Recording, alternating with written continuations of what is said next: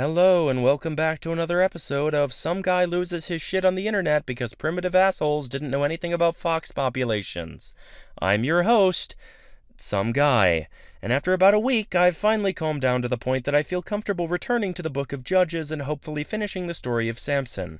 I'm hoping that we are through most of the crazy shit by now and that this won't be too ambitious of a task, but only time will tell. So without further ado, let's meet back up with Samson, or as I like to call him, that dumb asshole who lit 300 foxes on fire, presumably to prove some sort of point.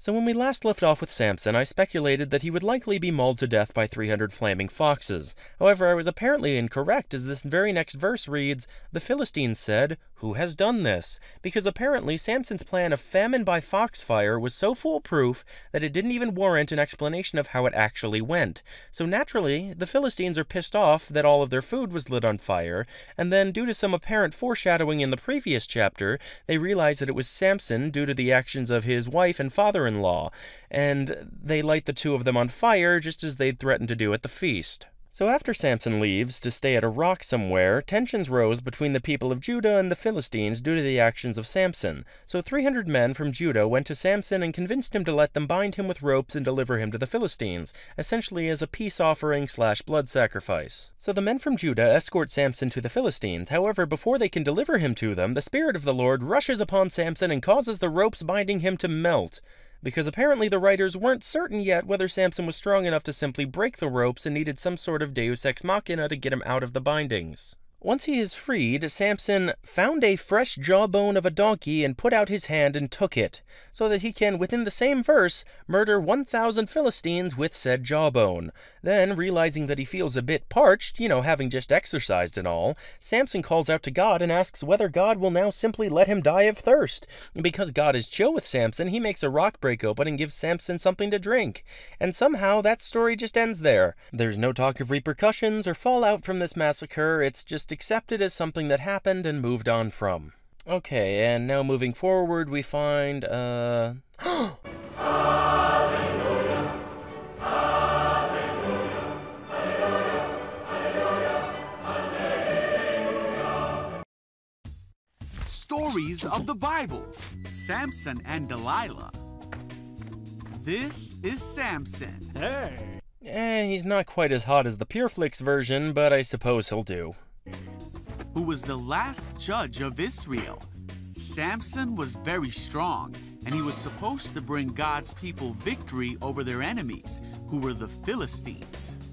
Which he had apparently still not done, despite being able to slaughter 1,000 of them in an afternoon using a donkey jawbone.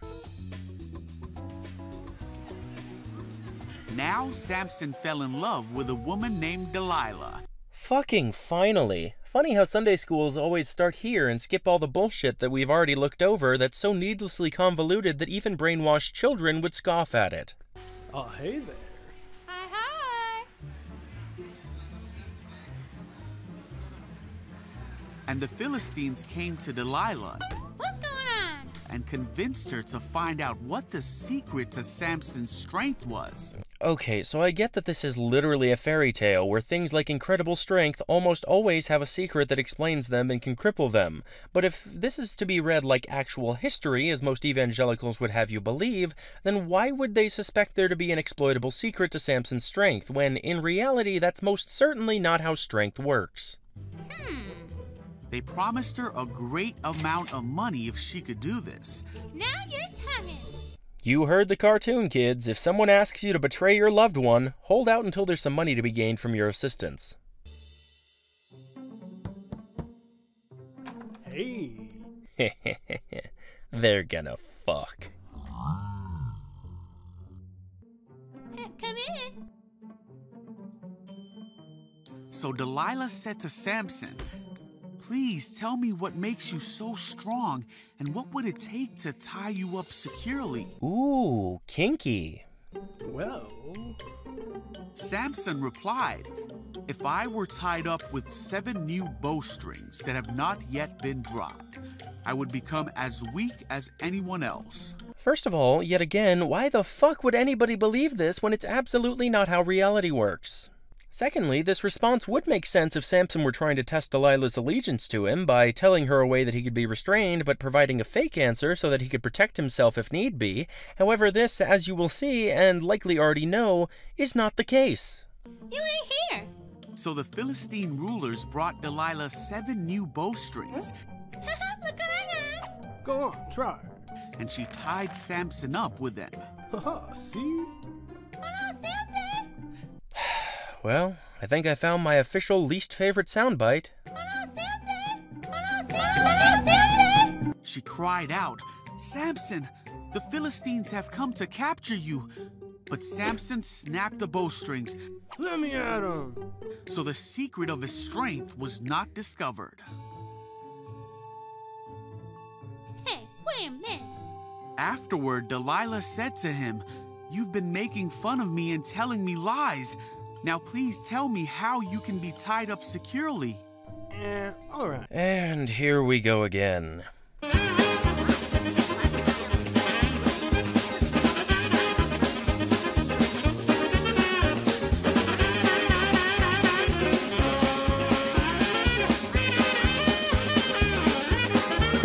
What? Where? Let me at him.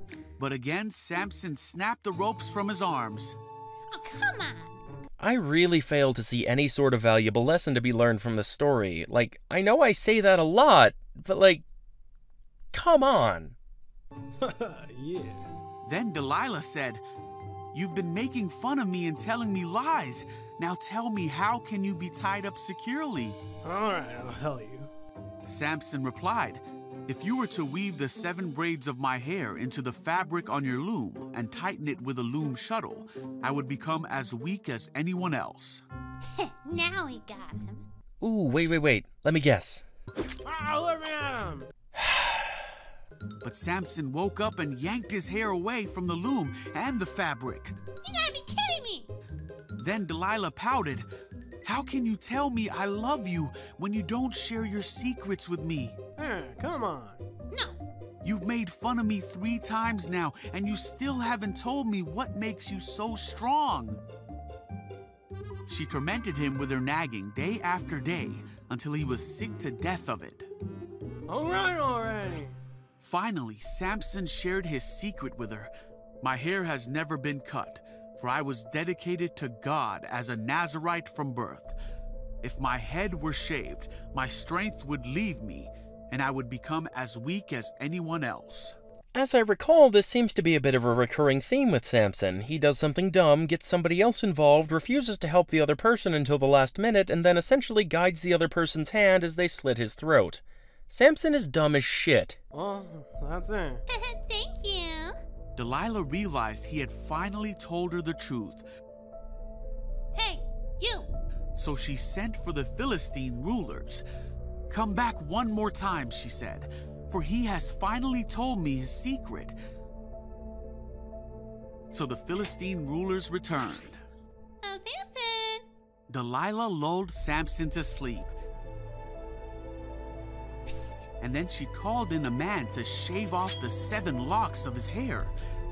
Samson's strength left him. Then she cried out, "Samson, the Philistines have come to capture you." When he woke up, he thought, "I will do as before and shake myself free." Oh, what's going on? But he didn't realize the Lord had left him. So the Philistines captured him and took him to prison.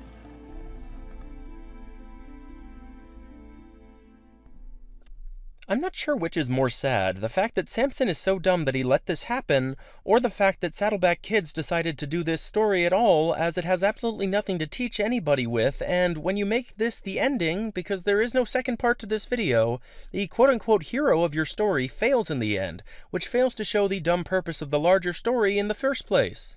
The chapter in which this story resides goes on after the capture of Samson, however, I'll only be giving you the highlights. Basically, Samson is taken by the Philistines, who gouge out both of his eyes. They have a party and make Samson entertain them. I like to imagine that this takes the form of an interpretive dance about all of the stupid shit that he does.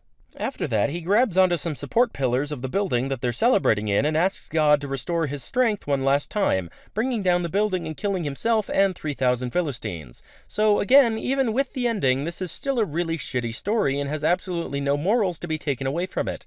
This is simply a dumb fairy tale in a big book full of them. Sadly, this one just happens to be one of the less interesting ones. Anyway, that's all for this video. Hopefully you enjoyed the life of Samson far more than I did.